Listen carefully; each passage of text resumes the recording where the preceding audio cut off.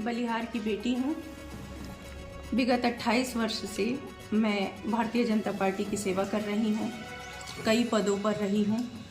महिला मोर्चा राष्ट्रीय कार्यकारिणी सदस्य हूँ इस वक्त, और उससे भी ज़्यादा गर्वित बलिया की बेटी हूँ।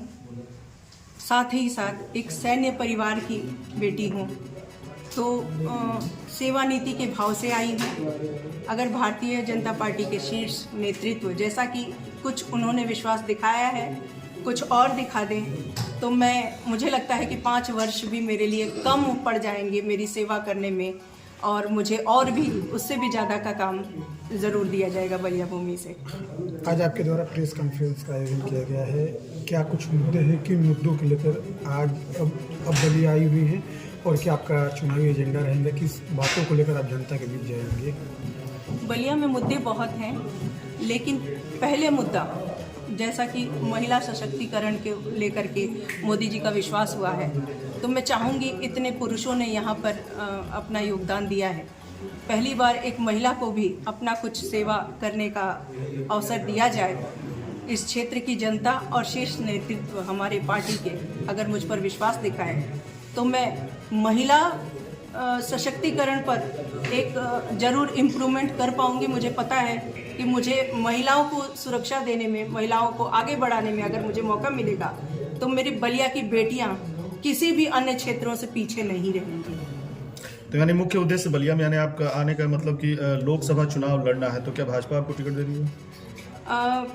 उम्मीद तो कर रही हूँ। मैंने बहुत निरंतर काम किया है और मेरे काम का CV सब तक है, सबके पास पहुँचा है। सब जानते हैं कि मैं सेवा ही करती रही हूँ। यहाँ तक मैं कहना खुद को, चाहे मुझे मीडिया में नहीं कहना चाहिए, लेकिन मैं फिर भी कहूँगी कि मैंने राजनीति अभी तक नहीं की है।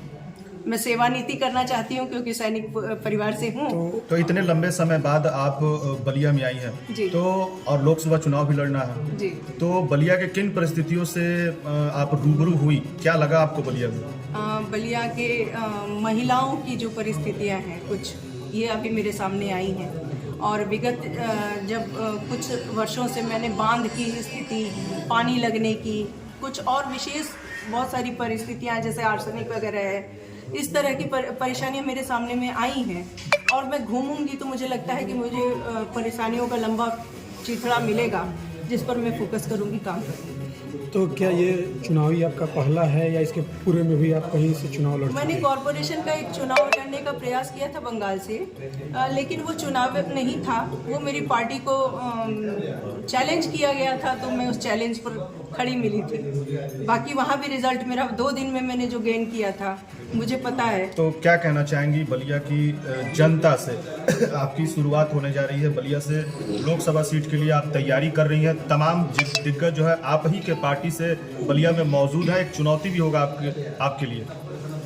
बिल्कुल चुनौती नहीं होगा, क्योंकि भाजपा एक परिवार है और पूर्व जो भी प्रतिनिधि रहे हैं या हैं, वो मेरे बड़े भाई हैं, मेरे भाई स्वरूप हैं, मेरे अपने लोग हैं।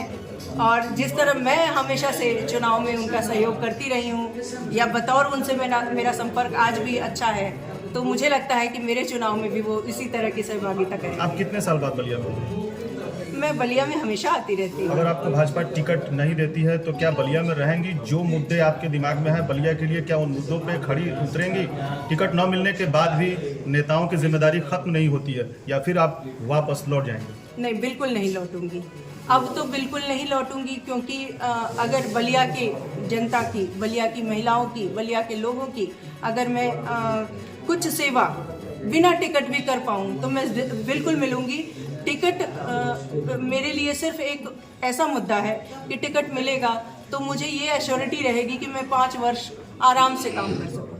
टिकट और कोई इतना विशेष नहीं होता है काम करने के लिए।